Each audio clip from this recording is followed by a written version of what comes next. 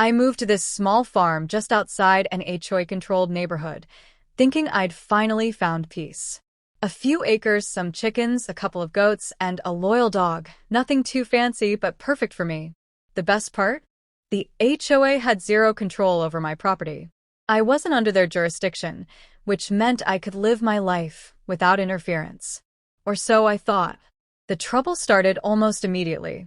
A woman, mid-50s, sour expression, always marching around like she owned the place, made it clear she wasn't happy about my presence.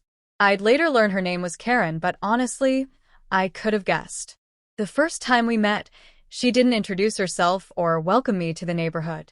Instead, she stood at my fence, arms crossed, and said, "You can't have those here." I looked around, confused. Have what? The animals. Chickens. Goats. This isn't a farm. I shrugged. Actually, it is. This land isn't part of the HOA. Her face twisted like I'd personally insulted her. This is a nice community. You're ruining the aesthetic with this. She waved a hand at my yard. Mess. I laughed, thinking she had to be joking. She wasn't. I told her, as politely as possible, that my land was private property and she had no say in what I did with it. That should have been the end of it. But with Karen, nothing was ever that simple. A few days later, I found a typed letter taped to my fence, full of ridiculous demands. No livestock, no unsightly structures, no noises that disturb the peace. It was signed, the HOA. Except, again, I wasn't part of the HOA. I ignored it, assuming she'd get bored. She didn't. Instead, she escalated. First, it was the noise complaints. Apparently, my chickens clucking in the morning was unacceptable.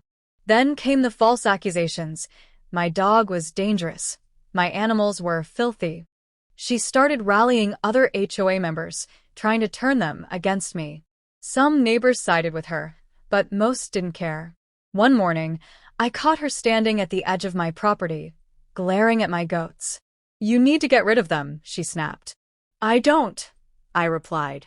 "They stink." "They don't." She clenched her jaw. "You'll regret this." Then she stormed off, muttering about calling the authorities. I sighed, shaking my head. I'd dealt with difficult people before, but Karen was something else. I had no idea just how far she was willing to go. It didn't take long for the police to show up. 3 officers, stepping out of their cars with that no-nonsense energy, scanning the property like they expected a crime scene. Karen stood a few feet away, arms crossed, wearing a smug expression. One officer approached. "We got a report of a dangerous animal attack." I raised an eyebrow. An attack. The officer glanced at Karen. A woman claimed she was chased and nearly injured by aggressive livestock on this property.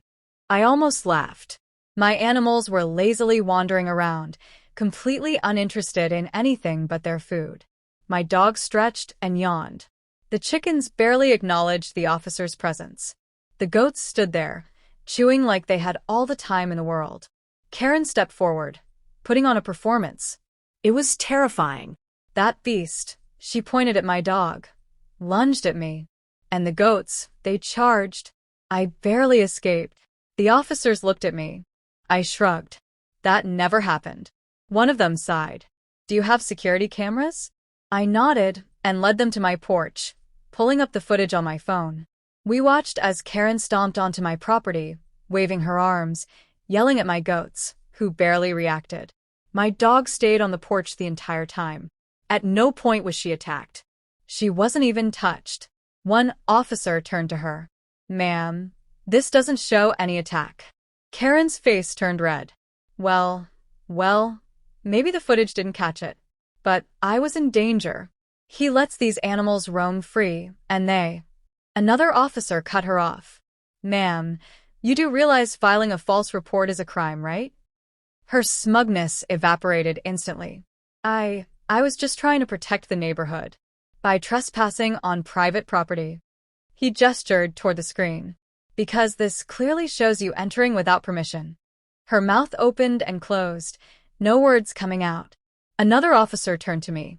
"Would you like to press charges for trespassing?" I glanced at Karen. She looked like she might explode. I crossed my arms. Yeah. I think I would. The lead officer nodded and turned to Karen. Ma'am, you're under arrest for filing a false police report and trespassing. The color drained from her face. You can't be serious. They were. Within minutes, she was in handcuffs, still protesting, still insisting she was the victim. The officers ignored her. One of them even chuckled under his breath as they led her to the car. As she was being placed inside, she shouted at me one last time. This isn't over, but we both knew it was. And for the first time since moving here, I finally had some peace.